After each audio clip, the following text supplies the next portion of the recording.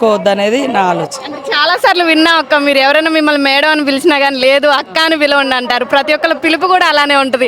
మీ నృత్యం చూడాలంటే మాకు మేడారం జాతరలోనే సాధ్యం అవుతుంది. సాయంత్రం చేద్దాం అందరం కలిసి సార్లమ్మ దగ్గర. ఈరోజు సార్లమ్మ రానున్నారు. మాకు కూడా మీరు ఒక అక్కలాగా అందరితో కలిసిపోతారు. ఎలాంటి ప్రాబ్లం ఉన్నా కూడా వచ్చేటువంటి భక్తులకి ఎలాంటి సౌకర్యాలు చేస్తున్నారు? ఏ డిపార్ట్మెంట్ ఇన్వాల్వ్ అయింది? ఎంతమంది ఉన్నారు అక్క?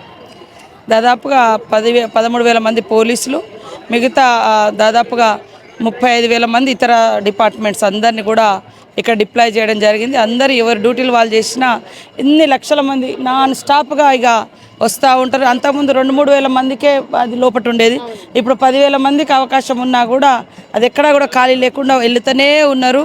కాబట్టి ఇది ఇక్కడ తల్లులు సంపాదించుకున్న విశ్వాసం. అది తల్లుల సమ్మక్క సారలమ్మ గొప్ప.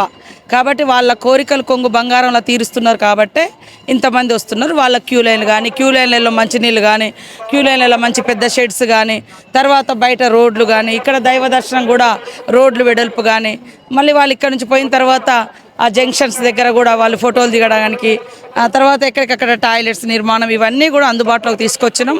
అయినా కూడా కోట్ల మంది భక్తులు కాబట్టి కొన్ని సమస్యలు ఉంటాయి. కొద్దిగా పెద్ద మనసుతోటి తల్లి మీద భారంతో నమ్మకంతో